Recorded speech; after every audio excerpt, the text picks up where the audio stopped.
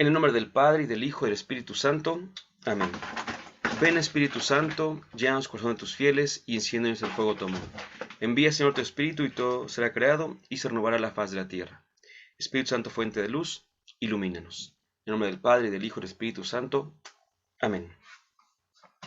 Muy bien, pues vamos a dar inicio con nuestro tema, que es la segunda manera, el segundo acercamiento de ver el Nuevo Testamento. Como recordamos, la primera manera de verlo es como en su manera literaria, con sus 27 libros, con todo esto que nos ha dado un panorama muy exquisito acerca de lo que cada libro representa. Segundo, vamos a ver, el segundo acercamiento es justamente el Nuevo Testamento como una situación histórica. Es decir, hay que ubicarlo en su tiempo y en su espacio. Historia es eso primordialmente, ¿verdad? Es mucho más, pero primordialmente es el cruce entre un tiempo y un espacio, un lugar. Y en tercer momento, el tercer acercamiento que haremos, primero Dios, la semana siguiente, que es la última del curso, es el acercamiento teológico. ¿Cuál es el mensaje propiamente del Nuevo Testamento? Ya de manera general, por supuesto. Pues bien, vamos a ver aquí una de las cosas que más podemos nosotros retomar para empezar a hablar del Nuevo Testamento, perdón, como un contexto histórico.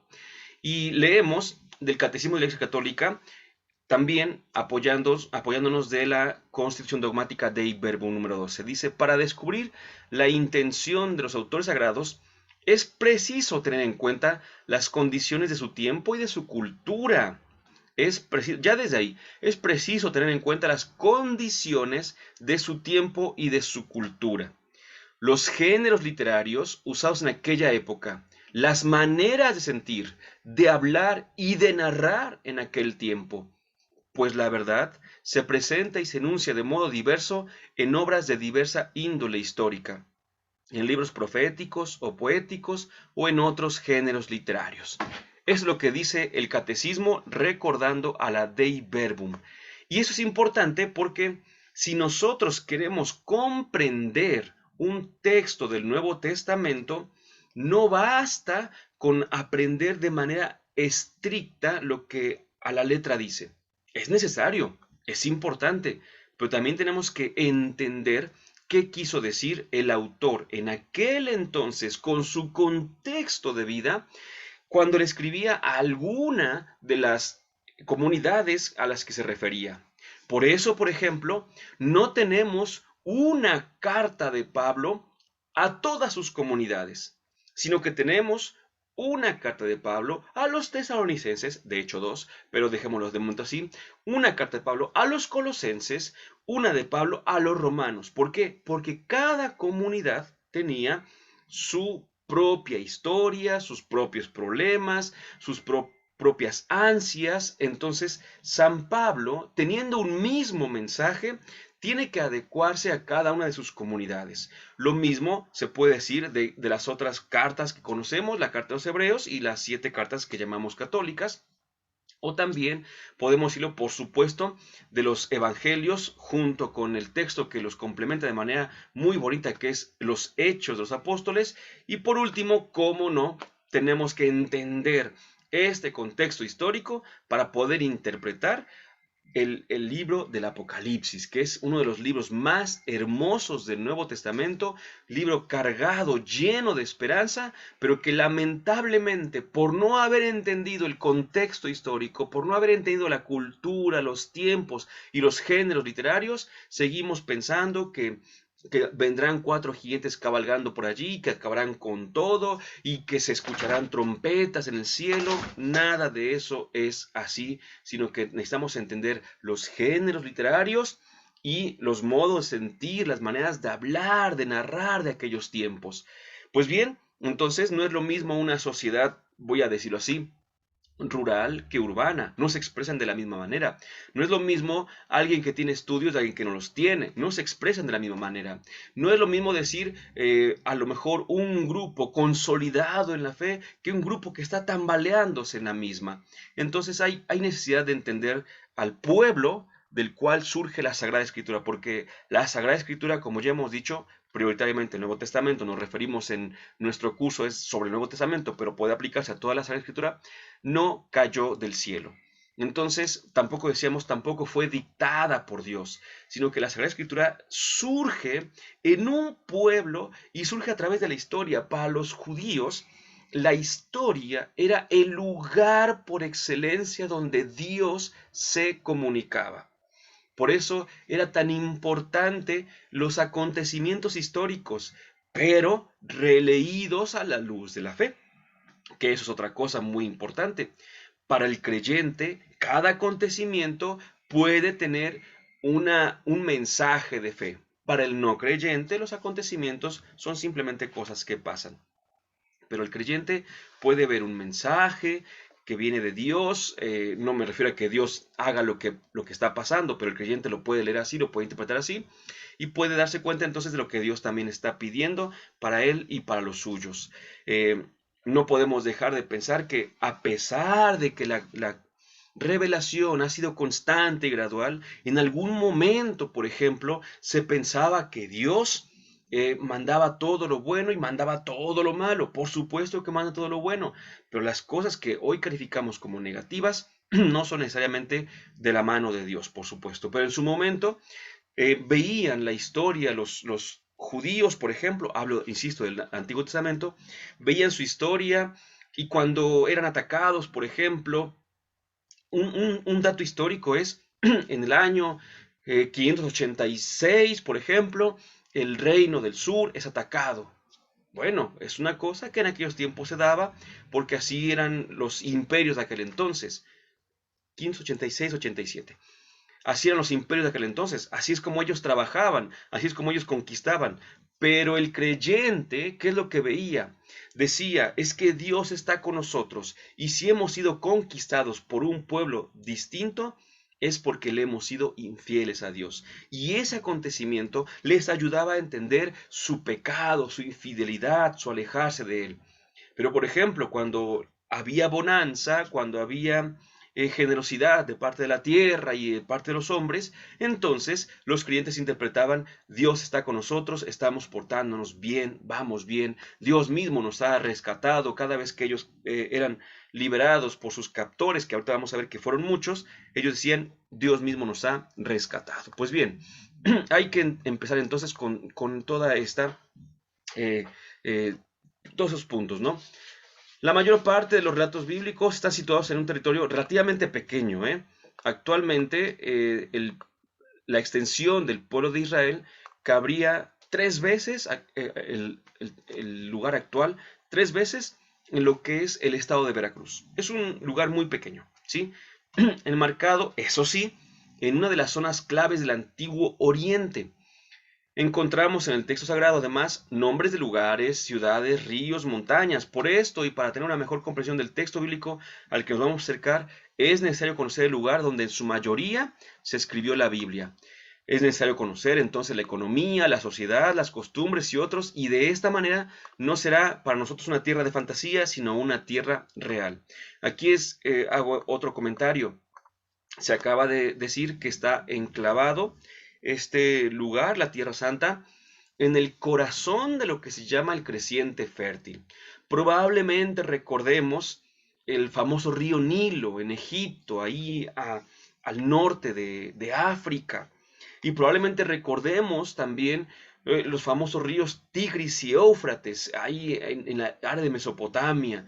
Pues entre ellos se hace una forma de una luna creciente y entonces esta forma de luna creciente atraviesa justamente la tierra de la Tierra Santa de Palestina, haciendo una figura en donde esta franja que está pues tocada por la creciente fértil, así se le llama, creciente fértil, porque eran tierras dentro de los desiertos, tierras muy importantes, muy importantes.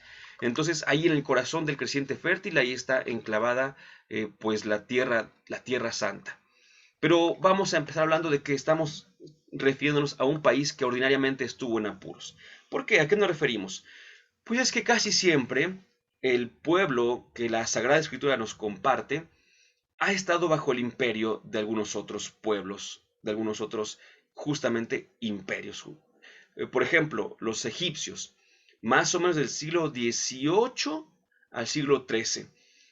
Recordemos, no es exactamente el siglo XVIII, es una aproximación, por supuesto, pero recordemos que desde Abraham ya se empezaba a tener un poquito de esta como influencia egipcia, pero es justamente hasta que viene esta hambruna, unos años después, por supuesto, cuando José, el famoso José el Soñador, pues ayuda a que los suyos lleguen a Egipto y se resguarden para los famosos 7 años de vacas flacas, es decir, 7 años de hambruna. Pues entonces ahí el pueblo de Israel llega y se asienta, ya habrían pasado unos 2, 3 siglos de Abraham, y se asienta y permanece, en primer lugar, permanece pues como invitado, pero como bien dice la escritura, el libro del Éxodo, llega un faraón que no conoce a José. Y entonces pues ya los esclaviza, ¿verdad? Pues ya están entonces bajo un imperio. Después viene el imperio asirio-babilónico, aproximadamente 587, que es lo que comentábamos, y sobre todo con la destrucción de Israel y acoso a Judá, bajo el imperio persa, estuvieron desde el 538 hasta el 333, ya es otro imperio. Primero el imperio asirio-babilónico, ya el reino del norte, bueno, la Tierra Santa, el pueblo hebreo ya se había dividido en dos reinos, el reino del norte y el reino del sur. El reino del norte en el año 721 ya había sido también conquistado, pero el reino del sur, que es el que lleva como que una línea un poquito más de acuerdo con la escritura, fue conquistado en el 587 aproximadamente, lo que decíamos, 86-87. Y después de esto, en el 538, eh, caen bajo el imperio persa. Estando todavía desterrados, el imperio persa conquista al imperio asirio-babilónico y entonces Ciro, rey de Persia, pues dice que se regresan a su lugar y vuelven a la Tierra Santa, pero como voy a llamar así como una provincia, durante pues 2 siglos, hasta el 333. Pero ¿qué pasó después de esto? ¿Ya fueron libres? No, sino que del 333 al 63 a.C. Estuvieron bajo los griegos y luego del 63 más o menos al 135 después de Cristo estuvieron bajo los romanos. Hago una pausa porque en realidad podríamos también decir que del 160 más o menos antes de Cristo al 60 hubo un periodo como de cierta independencia, porque es el famoso tiempo de los macabeos. Los macabeos, recordemos que de alguna manera también como que independizaron, pero el problema aquí fue que independizaron, pero era una situación acéfala, no había un gobierno propiamente, entonces también por eso decimos y lo englobamos bajo el imperio griego, porque en realidad, aunque hubo cierta independencia, no fue total, pero veámoslo así, recordemos, tengamos presente eso justamente, ¿no? Que sí hubo un tiempo en el cual, perdón, los macabeos habían liberado al pueblo de la influencia de los griegos. Pero después, decíamos, vienen los romanos y también durante casi 2 siglos esclavizan o hacen provincia al pueblo de Israel. Importante notar que en el periodo de 1250 o 1230 antes de Cristo, obviamente, hasta el 587 se goza de una cierta autonomía. Esta se ve marcada por el tiempo de los jueces, la monarquía unida y los reinos de Israel y Judá, así como el reino de Judá, luego de la desaparición del reino del norte que decíamos en el 721. Entonces lo primero que vemos es que estamos ante un pueblo que ha estado casi siempre bajo el imperio de otros, bajo el dominio de otros.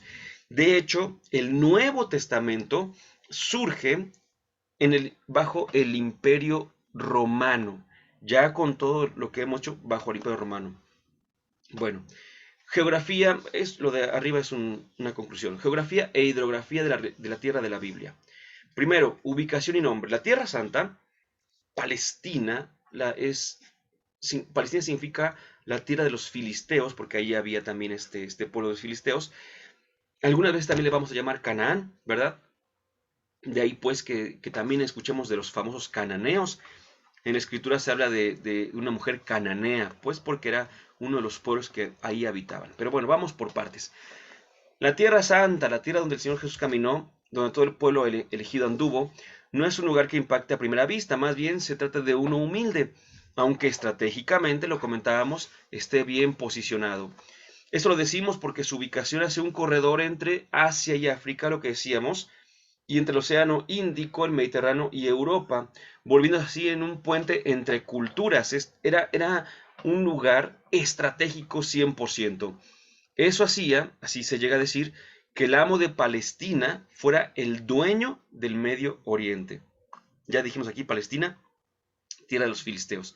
Esto lo dice Manuel Aguilar Moreno en el libro El sentido de la Biblia, estudio de los géneros literarios. Ese texto también lo recomiendo mucho.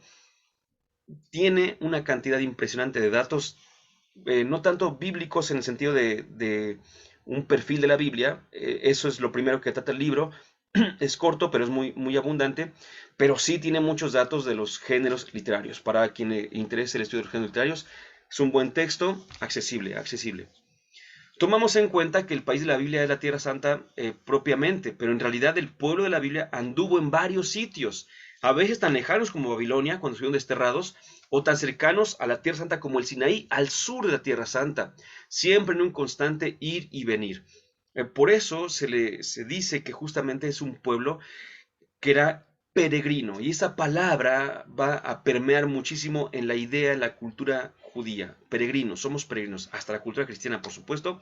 Sabemos que seguimos siendo cristianos, estamos en esta tierra, pero estamos de paso. Nuestra verdadera patria es el cielo, pero entonces esto es lo que nos hace ver también que desde aquí mismo somos peregrinos.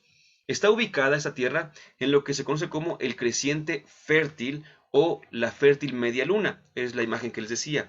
Dada la figura que se crea al unir los puntos importantes del oriente, partiendo del Nilo en Egipto, llegando a Mesopotamia y el Golfo Pérsico, hasta Irak, lo que hoy es Irak y Kuwait, ahí es donde era Ur de Caldea, donde surge justamente Abraham, ¿verdad? Y pasando precisamente por la tierra sagrada, es el corazón que les decía. Dicha tierra es conocida como Canaán y es la tierra prometida por Dios a los patriarcas. Cuando en el Génesis 17:8 dice, te daré a ti y a tu posteridad la tierra en la que andas como peregrino, una vez más, todo el país de Canaán, en posesión perpetua, y yo seré el Dios de los tuyos.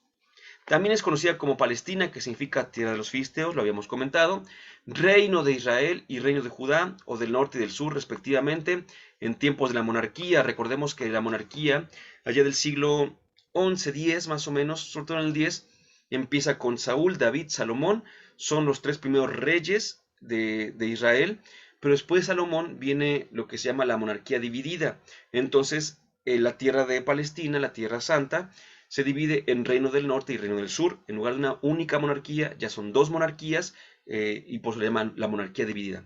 Bueno, se le llama Judea en tiempos de los macabeos, y los romanos la conocían como Siria-Palestina, así llamaban ellos. Características y poblados. Esta región cuenta con una extensión de aproximadamente 25.000 kilómetros cuadrados, distribuidos en 250 kilómetros de norte a sur y 37 kilómetros de anchura norte con 150 kilómetros de anchura sur. Entonces, si se dan cuenta, al norte es un poquito más estrecho y se va haciendo un poquito más amplio hacia el sur. Sus límites están marcados al norte por Tiro y Sidón. Recordemos que Tiro y Sidón ya no son parte de la Tierra Santa. Eso es importante, lo comento porque en ocasiones vamos a escuchar que Jesús, por ejemplo, pasa por la región de Tiro y Sidón. Eso, para la interpretación de la Biblia, va a ser muy interesante. Quien nos dice esto, por ejemplo, es Marcos, porque Marcos tiene un mensaje que es para todos, hasta para los no judíos, por supuesto. Mateo hace que su mensaje sea más para los judíos, pero Marcos dice que Jesús pasaba por Tiro y Sidón.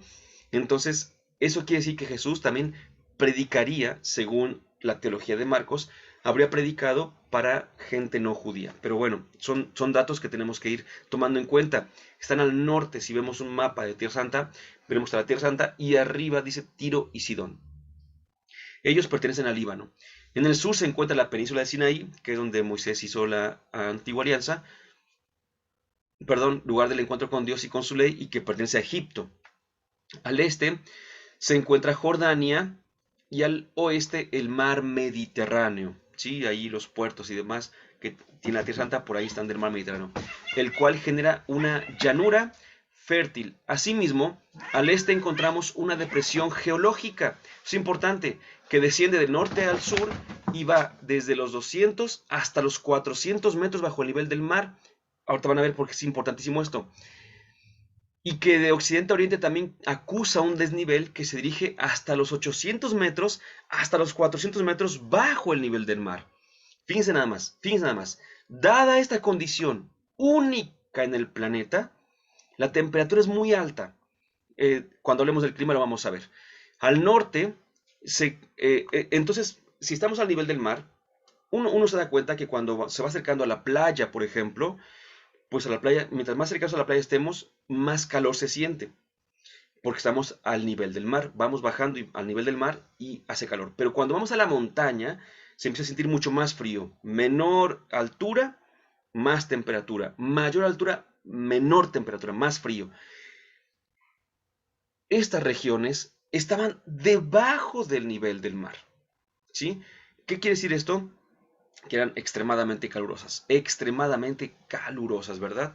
Pero también había montañas, por supuesto, donde era un poquito más accesible la vivencia, por así decirlo. No es que debajo no, pero era más accesible esta vivencia. Al norte, por lo mismo, consta de cierta fertilidad, pero al sur se vuelve un desierto.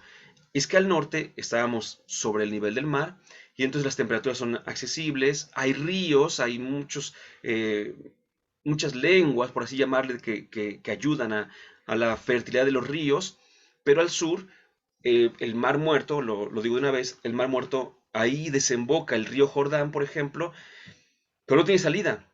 Su salida es la evaporación, justamente porque ya está debajo del nivel del mar, se evapora entonces mucho el agua, pero sabemos que cuando se evapora el agua no se evaporan las sales. Entonces el Mar Muerto es un lugar que tiene un alto índice de salinidad.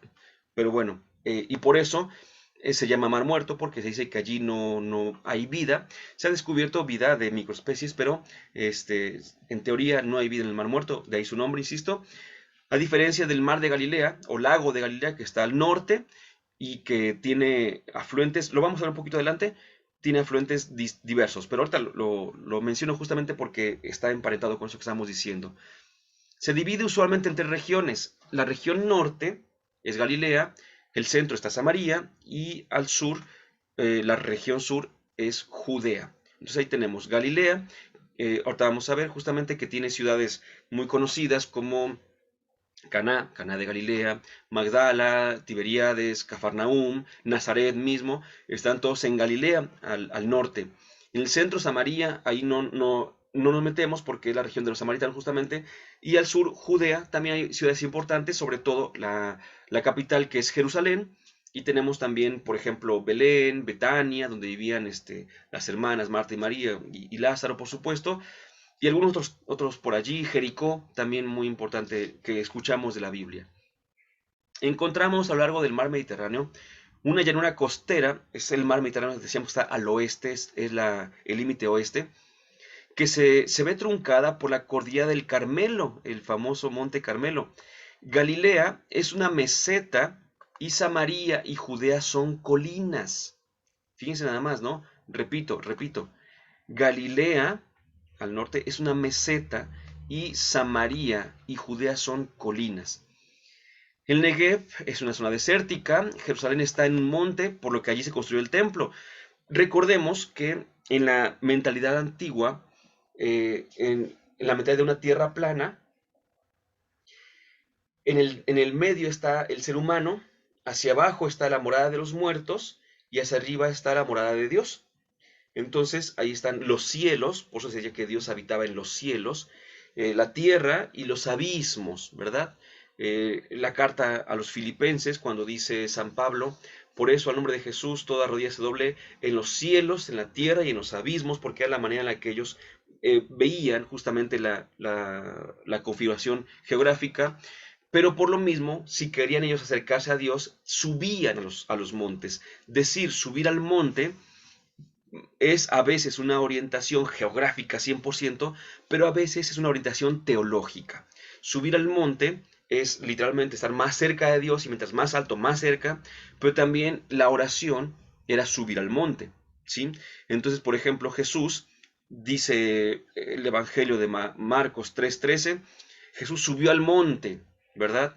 Y después llamó a los que él quiso para que estuvieran con él y para enviarlos a predicar. Subir al monte podemos entenderlo literalmente como subió al monte o simplemente entró en él e hizo oración. Es una cuestión teológica y geográfica. Jerusalén, decíamos, está en un monte, por lo que allí se construyó el templo. El templo de Jerusalén lo construyó, sabemos, el buen Salomón, ¿verdad? El primero, porque después se destruyó, se reconstruyó, volvió a destruir. Hebrón y Garizim también son montes. El monte Hebrón, famosísimo, siendo este último el lugar donde los samaritanos daban culto. Le dice la samaritana a Jesús en el Evangelio de Juan capítulo 4, versículo 20. Nosotros adoramos en este monte, pero ustedes en el otro, ¿verdad? No estamos iguales. Y dirá Jesús, llegará un momento, dice, en el que ni en este monte, ni en Jerusalén, ni en ningún otro, sino que los verdaderos adoradores adorarán en espíritu y en verdad. A ese monte se refería al monte Garizim, la samaritana. Nazaret era un lugar de mala reputación. Algo bueno puede salir de Nazaret, decían, y ni siquiera Nazaret no es mencionada en el Antiguo Testamento. Su popularidad la ganó porque allí vivió Jesús, Jesús de Nazaret. Por su parte, Belén era bien querida por ser la ciudad de David. Eso ya quedó totalmente aceptado. Belén, la ciudad de David. Perfecto.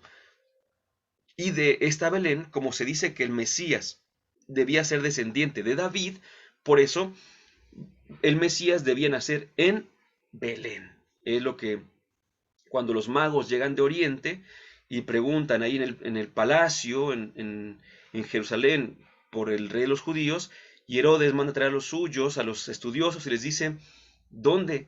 Y le dicen, pues el Mesías ha de salir de Belén. Y le citan la escritura, y tú, Belén, tierra de Judá, no eres la más pequeña entre las tuyas, ¿no? Y entonces ahí se dice justamente, Belén se ubicaba más o menos a unos 8 kilómetros al sur de Jerusalén, ¿verdad? Jericó, otra ciudad, fue quizá la más famosa de Palestina, o al menos la más antigua. Se llega a afirmar que Jericó es la ciudad más antigua del mundo, no solamente de Palestina, sino del mundo.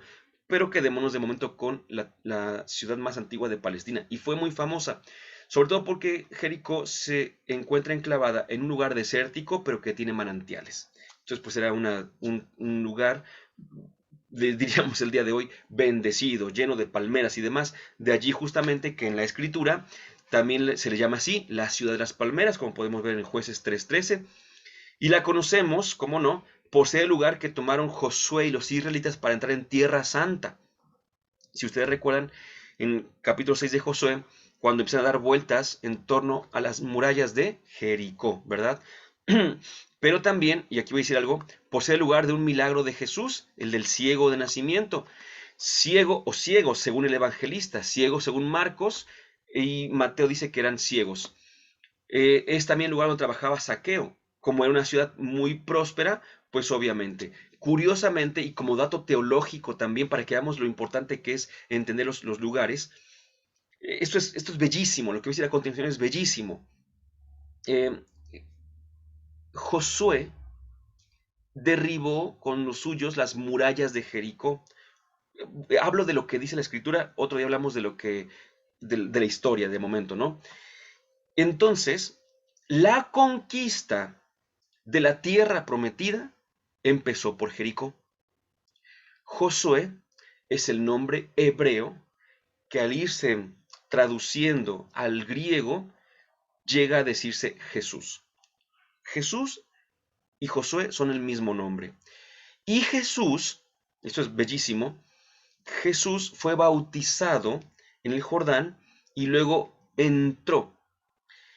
Son unas referencias muy bonitas por lo siguiente. Jesús es el nuevo Josué, por así decirlo, que va a entrar en la tierra prometida, pero ya no a través únicamente de una cuestión geográfica, aunque estaba por la altura, donde fue bautizado Jesús, por la altura de Jericó, sino que también ya es una cuestión teológica, porque con Jesús el nuevo pueblo de Dios también entra en la tierra prometida. Pero la tierra prometida ya no es Jericó geográfico, sino voy a decirlo así como hablamos de la Jerusalén celestial, hablamos también del Jericó celestial, que es la puerta a la tierra prometida, el Jericó celestial, por así decirlo. Todavía más, Jesús es bautizado y Jesús es el nuevo pueblo de Dios que también atraviesa las aguas, así como las atravesaron con Moisés. Jesús entonces es el nuevo pueblo de Dios, es el nuevo Moisés. Es toda una lectura teológica que primero Dios la veremos en la siguiente sesión, pero para que veamos cómo los lugares nos ayudan también a entender todo esto. No es de gratis que se mencionen lugares, personas o incluso oficios, ¿no? El Nuevo Testamento nos da a conocer otras ciudades como Bethsaida, que está ubicada al noreste del Mar de Galilea, y sabemos que Pedro, Andrés y Felipe eran originarios de aquí, de Bethsaida. Cafarnaúm, también en Galilea, y donde se dice que vivían Pedro y quizá con el Jesús. Recordemos que Jesús puso su casa de campaña cuando empezó a predicar en la casa de Pedro, y Pedro vivía allí en Cafarnaúm. Betania, cerca de Jerusalén y del Monte de los Olivos, y donde Jesús fue ungido, la famosa unción en Betania. Y también allí resucitó a Lázaro, según el Evangelio de Juan, el capítulo 11. También tenemos Caná, que vaya, lo recordamos perfectamente bien, lugar donde Jesús hizo su primer signo, de acuerdo con San Juan. Es la lectura teológica de Juan. Dice que allí Jesús hizo el primero de todos sus signos. Entre otras, por supuesto, pero no podemos hablar de todas las escrituras, todas las ciudades, pero tengamos una idea. Hidrografía, ya comentábamos. En cuanto a la hidrografía, contamos con lo siguiente. En el área de Galilea se encuentra el lago de Tiberíades. Es Tiberíades aquí, es un error. O mar de Galilea, o también se llama mar de Genesaret, o en el Antiguo Testamento también se llamaba el Kineret, cuyo origen está en el Monte Hermón, lo que ya decíamos, que nos adelantábamos un poquito. Repito, el mar de Galilea, allí donde Jesús hizo varios milagros en el mar, donde la barca de Jesús atravesaba el lago o mar de Galilea. Es igual, lago o mar se refieren a exactamente lo mismo, de Galilea, o cualquiera de estos nombres, ¿no? O también el Tiberiades. Bueno, nace en el Monte Hermón. Fíjate nada más, el Monte Hermón está a casi 3 kilómetros de altitud. Tiene torrentes que forman el lago Ule, de 4 kilómetros de longitud, bastante aceptable, y de allí sale un cauce que por unos 16 kilómetros transcurre hasta llegar a el Genesaret. Perdón. Eh, Aquí. De allí, repito, sale un cauce que por unos 16 kilómetros transcurre hasta llegar el Genesaret. Hasta el mar, por supuesto. De este gran lago, es impresionante, de unos 21 kilómetros de largo por 12 de ancho y una profundidad de unos 40 metros, surge el río Jordán. Entonces está el Monte Hermón, tiene aquí estos pues manantiales, por así decirlo, que forman el lago Ule y después sigue un pequeño torrente, llega al mar de Galilea. Este mar es bañado por otros, les decía hace ratito, es bañado por otros. Entonces hay un constante intercambio de agua, le llega mucha agua y le sale también bastante, y sale a través de lo que llamamos ya el río Jordán, que más o menos se va a 105 kilómetros en línea recta o hasta 280 si vamos siguiendo el cauce, ¿verdad? Y desemboca en el Mar Muerto, ya lo comentábamos, al sur en Judea. Esto lo comentábamos también antes. Debe su nombre este mar debido a la consistencia salina, 24% aproximadamente, que es 5 o 6 veces la concentración de otros mares. Imagínense qué fuerte. Y esto hace imposible la vida, como en cualquier otro, limitándose a ciertas especies microscópicas y pequeñas. Ya lo comentábamos también. Incluso el cuerpo humano flota. Es tanta la densidad del agua que flotaríamos, o flotamos, vaya. Su extensión es de 85 kilómetros por 15 y su profundidad puede llegar hasta 400 metros. Es enorme, enorme. Ahorita que hable del clima, voy a comentar algo regresándome al mar de Galilea. ¿Sí? Ahorita que hable del clima. En Palestina se conocen básicamente 2 estaciones. Nosotros tenemos 4, ¿verdad? Decimos primavera, verano, otoño, invierno y ya. Pero aquí en Palestina solamente podemos decir que hay 2. La lluviosa, donde es abundante el agua, por cierto, que encontramos entre octubre y marzo. Y la seca. Por una parte, el agua debía conservarse con sumo cuidado en pozos artificiales o cisternas. Diría algo sobre esto. Por otra, en ciertos momentos, quien encontraba un manantial o pozo natural en su propiedad a muchos metros de distancia de la superficie, era considerado como rico, pues se encontraba algo considerado un tesoro, que es el agua, justamente. Si ustedes recuerdan, quizá, en el Antiguo Testamento, dice Dios que Él ha querido dar su amor pero que nosotros hemos sido, bueno, y el profeta así también lo explica, que hemos sido como cisternas agrietadas. El mensaje de Dios a través del profeta, y que hemos sido como cisternas agrietadas. Esta imagen eh, quizá para nosotros no diga mucho.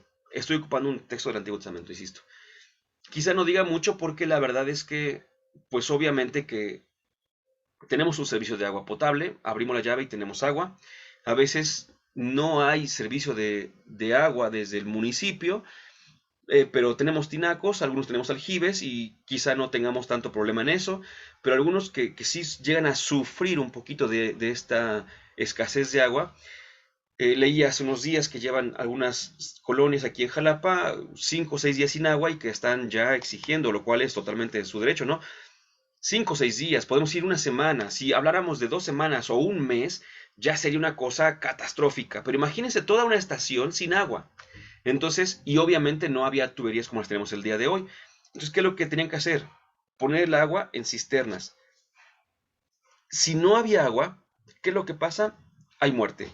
El agua en ese sentido, 100%, el agua es vida, sin agua hay muerte.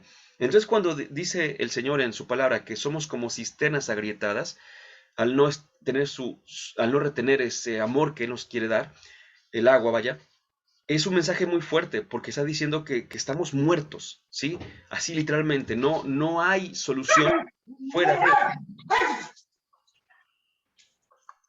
perdón, no hay solución fuera de, sino que estamos totalmente muertos.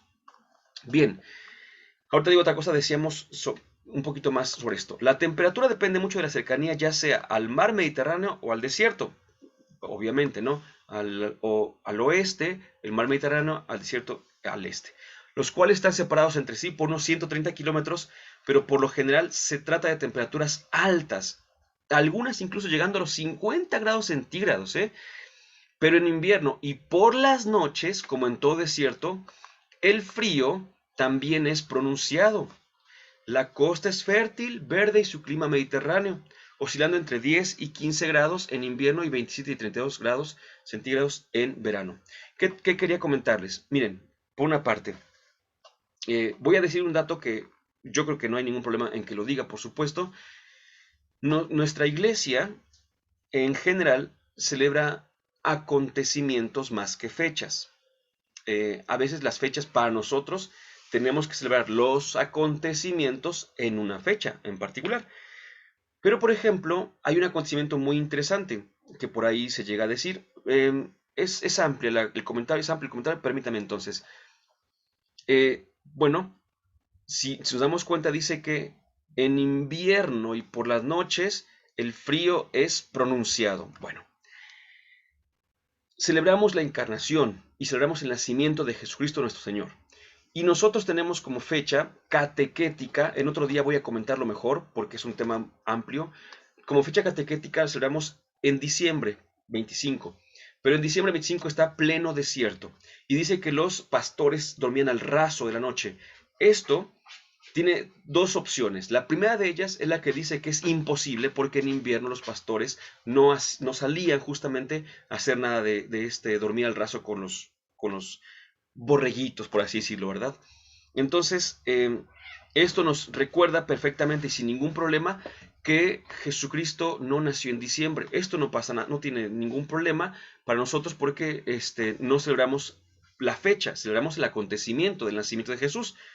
Hay otra opción que dice que esos pastores eran pobres, lo cual también cuadraría con el Evangelio de Lucas, que es el que nos cuenta esto, porque los pastores pobres serían asalariados y estarían con su rebaño, pero estarían en las inclemencias del tiempo, y esas inclemencias las tendrían que soportar justamente por su pobreza, misma que viene a ser como alivianada justamente por el nacimiento de Jesús, porque una vez que Jesús nace, corren a una casa. Entonces, están las dos posturas. Quien dice, no pudo haber nacido en diciembre porque es pleno invierno y porque no se pastorea, y entonces no pasa nada porque no contradice para nada nuestra fe no habla de la fecha, sino del acontecimiento, pero también está la otra postura que dice, sí era invierno y eran pobres, pero es más el mensaje teológico de decir, Jesús los ayuda a entrar en una casa, ¿verdad? Y quitarles el frío. Son mensajes impresionantes que a veces por quizá esto, ¿no? Si habláramos de alguna zona de playa y decimos estamos en invierno, sabemos que en algunas partes es el invierno y está nevando, ¿verdad? Pero algunos lugares como las playas, dice estamos en pleno invierno y está el solazo, entonces ni el día ni la noche habría problema, pero en Palestina sí está un poquito complejo justamente por esta situación. Y otra cosa que quería decirles, eh, antes, por ejemplo, cuando hablaba yo de cómo estaba configurado, les decía que había unas ciertas cordilleras, ¿se acuerdan? A lo largo del... Estoy tratando de regresar para ver si encuentro el lugar exacto, pero puede que no, no pasa nada. Sí, aquí está.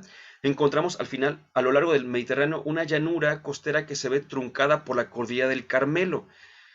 Entonces, tenemos pues, por así decirlo, como una barrera natural, ¿sí? Por así llamarle, una barrera natural.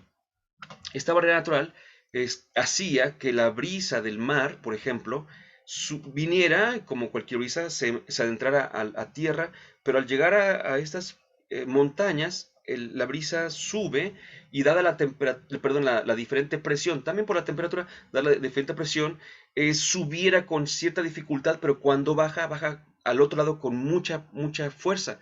Y al otro lado está justamente el mar de Galilea o lago de Galilea. ¿Qué es lo que pasa entonces? Que en el lago de Galilea había, por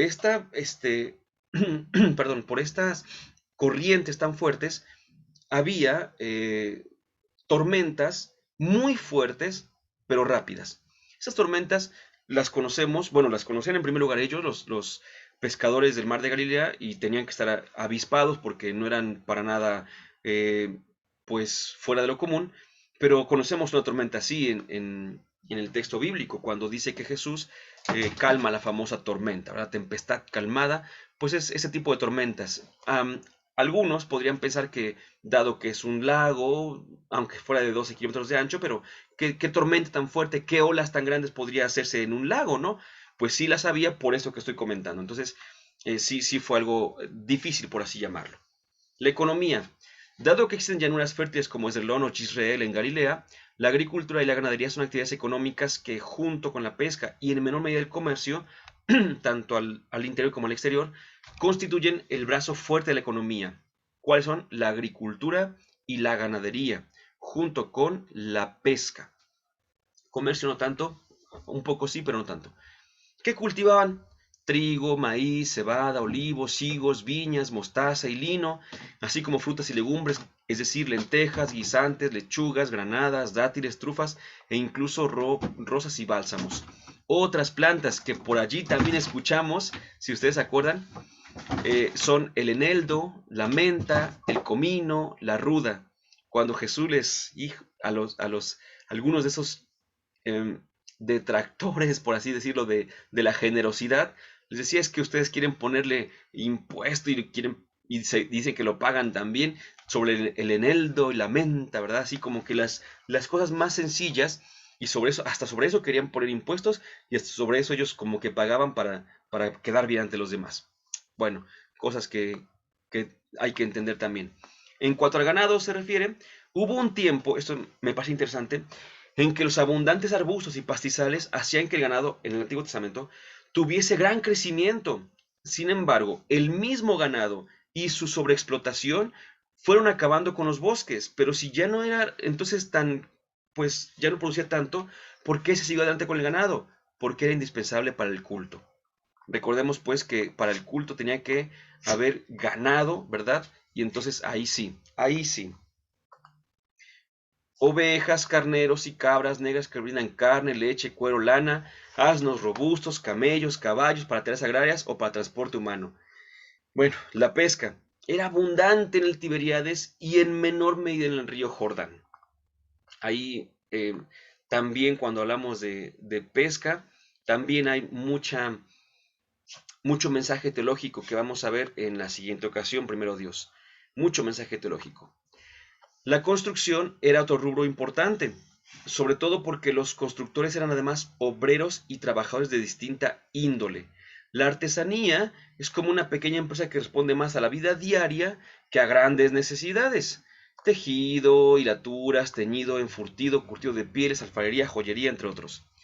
Voy rápido y vamos a, en un momento más, a hacer una pausa. En cuanto al comercio interior, se puede reducir a un tipo de intercambio o trueque. Pues decía, no era tan así que digamos, era una economía fuerte al interior, ¿no? Era más bien algo muy sencillo, ¿no? Mientras que en el comercio exterior sí importan los productos denominados de lujo, ¿verdad? Inciensos, aromas, cedros del Líbano, oro, hierro, cobre, especias, entre otras. Y se exportan alimentos como frutas, aceite, vino, pescado, perfumes, pieles y betún del Mar Muerto, aunque solo son los grandes comerciantes quienes se ven reflejados aquí. Sí había comercio, voy a decir algo, por ejemplo, ¿no? Recordemos que había puertos, toda la parte del mar Mediterráneo había puertos, varios, y dentro de esos puertos es donde se llevaba a cabo justamente gran parte de este comercio. Pero, voy a decir una cosa, dentro de los puertos, por ejemplo, había también gran actividad, lo digo de entrada así, de prostitución. Entonces, mientras más cercana a los grandes lugares, más prostitución había. Esta prostitución, ¿cómo pagaban? Por ejemplo, los comerciantes o los viajeros, pues muchas veces pagaban con dinero, pero a veces también pagaban con perfumes, por ejemplo, ¿no? A las mujeres, a las prostitutas. Y recordaremos, por ejemplo, algún momento en el cual Jesús es ungido con uno de sus perfumes. Entonces, y obviamente, ¿no? ¿Se acuerdan que llegó a la casa de Simón, no el discípulo, sino Simón otro, fariseo, si no me equivoco, y se pone a pensar, ¿no? Si este fuera realmente el Mesías, habría quien le está ungiendo los pies, porque era una prostituta. Entonces, nos damos cuenta, pues, de que se daba justamente este comercio, pero al exterior, por así decirlo, ¿no? No me refiero al comercio, la prostitución como comercio, no, sino me refiero a que venían los comerciantes y entre ese andar justamente en la ciudad y tratar de pasar algún momento con una prostituta, pues obviamente pasaba esto, ¿no? Bueno, entre otras. Es importante. Para hablar de la sociedad, vamos a hacerlo en la siguiente sesión. Así que les recomiendo que no se pierdan la siguiente porque vamos a entender un poquito quiénes eran los discípulos de Jesús, de qué clases sociales eran los discípulos de Jesús, para ver por qué también tuvo Jesús tantos detractores. Si nos damos cuenta, los discípulos eran de los pobres, de los lugares más desprotegidos, y Jesús hacía mucho discípulo entre los enfermos, los rechazados, las mismas prostitutas. En cambio, los de la alta dirigencia no lo eran propiamente, pero eso lo veremos primero Dios en la siguiente sesión. Digamos juntos, Dulce Madre, no te alejes, tu vista de nosotros no apartes.